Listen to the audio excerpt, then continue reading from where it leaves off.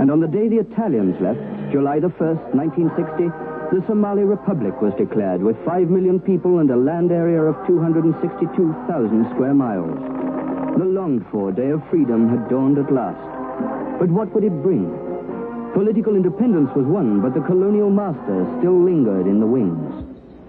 sanadkii 1960 timacade waxa uu ka jeediyay halkaasi gabay aad u qiimo badan bal iminkana aan idin maqashiino Cabdullaahi Suldaan iyo codkiisii iyo gabaygii ka nasiibka nasaar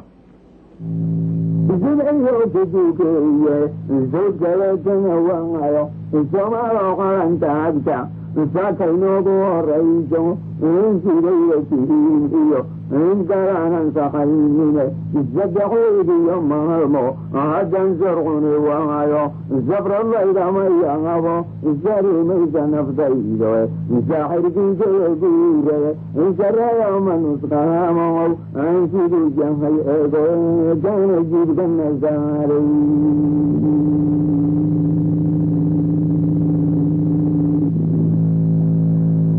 جيتم شبان عالم دان الجديني انسان جزاهينو الزرم وياه العقليو الزجل من تدروريو الزيجدين دعميريو الساحر سقدخان وعيني انتي جزار يغلويدو زمال بوكايا حجيدان الجزيو زاحر جزيو الزرع يوم نسقامو وانسيدي جهي ايضا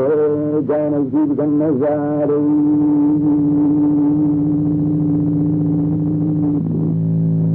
الزارع عند إسلامكو زرقا زيدو أركينو الزارع عند إسلامكو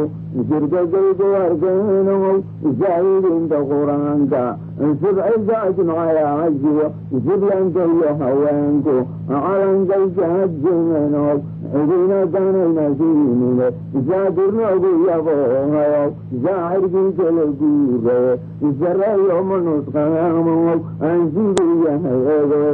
جانا جيدا النزاري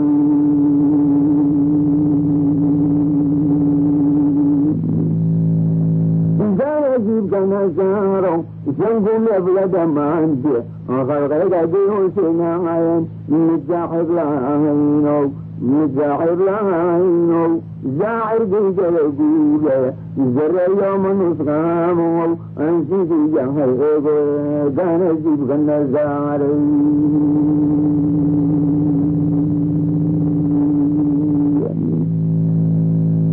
زاعر جلتنا يوم زدلوا بيت حسني يوم زلنجو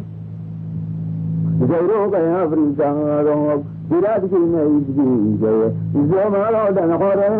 يوم زاحيدي جلبيلي زرع يوم نسقامو انسيدي يهيبو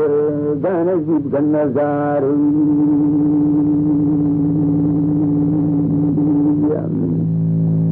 فرض كيلو سنة وحيد انت تصابسا عسنتي جزحي يوم زاهر جيجل قوري زرع يوم نسقامو انسيدي يهيبو دانا جيب النزاري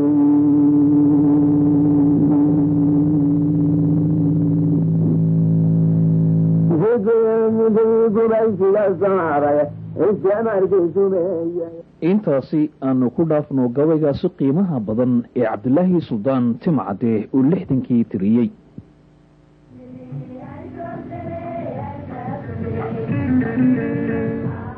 sanadkii 1960kii markii calanka la saaray ee Timcade uu gabaygaasi aad dhageysateen uu tiriyay maxaa ka dambeeyay waa kan Idris oo inoo faahfaahiya sidoo Timcade uu ahaa 1960kii baarlaman waa kii ka dhismay dalkii Soomaaliyeed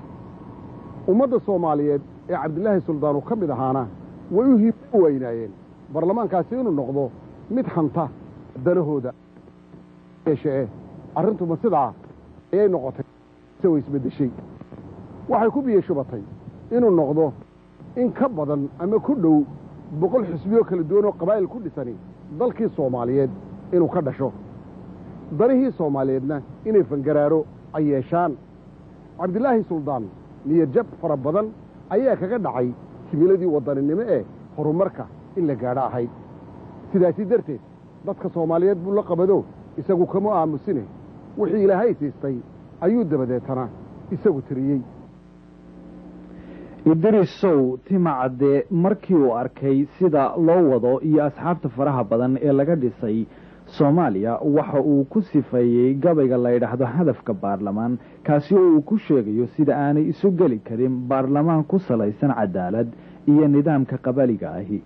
waxa uu sheegayaa in haddii soomaalidu geela ceelasha biyaha iyo daaqsinka reerreer u sheegan jirtay in dhismaha baarlamaan uu ka duwan yahay habnololeedkii miyiga. waxa uu farta saarayaa boogtii ku taallay dadka ee ahayd in la abuuray xusbiyo lagu kala qaybiyey dadka si kursiga dad gaarihi ay gacanta ugu dhigaan. waxaa kaloo ka muuqata maansadan aqoon gundheer taas oo uu timacadde ku sharxayo ulajeedada baarlamaanka loo dhiso. waxa kale oo uu timacadde ku sifaynaya aragta gabaygan hadafka baarlamaan kaalinta uu isu arkayay inuu kaga jiro ummadda soomaaliyeed oo ahayd mid aabbanimo iyo sida uu ugu murugo qabo sida aan cidina u dhagaysan waanadiisa isaga oo leh sidii hanad carruur badan dhaloo heedha waxu sheega halkanaan ka wada waaniyaa hadiyo fiidkii hohey malaha soomaalidan hoos waxba u dayne. haddaba anoo waxba hadalka idiin badin aan bal wax idinka maqashiino maansadii caanka ahayd ee hadafka baarlamaan iyo codkii allah u naxariistee cabdilaahi suldaan timacadde. ganaye wanaagu mahiyowdaane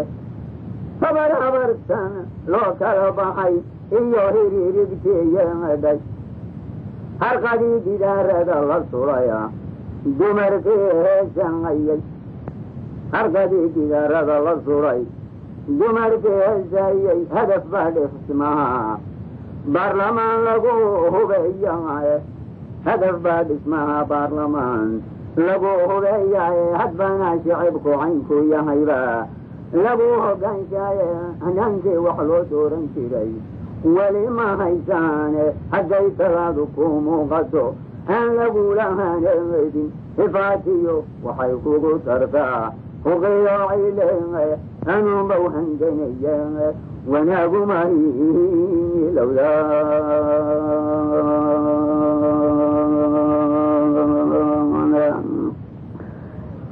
dulkii abaar qaba jimbahan kalow lulooya nin qabyaalad heensaynaya guul ma haybsado hadday talaadu ku muuqato aan lagula haneedin hifaatiyo waxay kugu tartaa huqiyoocile anuunba uhanganaya wanaagu mahilowda. haddii aynu eegno ambaqaadkii dhulkii maqnaa markii ay midoobeen labadii gobol ee waqooyi iyo koonfur sanadkii 60kii sida uu caddaynayo hadalka idinku soo maqan ee madaxweynihii ugu horreeyey ee soomaaliya aadan cadde waxaa dastuurka lagu dhigay in la raadiyo dhulkii soomaaliyeed maadaama aanay ku koobnayn dhulku labadii gobol ee noqday soomaaliya sanadkii 60kii. waana kan aadan cadde oo isagu inoo faahfaahinaya. waxaan u malaynayaa adduunka siduu u dhisan yahay maanta marna inaan la mudan karin nabadda wanaageeda iyo sida ummadaha adduunka joogaan oo dhan ay nabadda u jecel yihiin caada inayba u dhisan tahay nabadda darteed iyo inaan xoog iyo dagaal wax lagu kala qaadin inay u dhisan tahay umar mutaxida. annaguna haddaynu soomaali nahay inkasta oo aynu dastuurkaya aynu ku dhignay waddankanagu inuu kala maqan yahay waan isu doonno taasina ay nanarsin karta wax walba weli kama aanan cajisin inaanu nabad ku doonno xaqii ummadda soomaali ka maqan aniga taasi waa ra'yigeyga.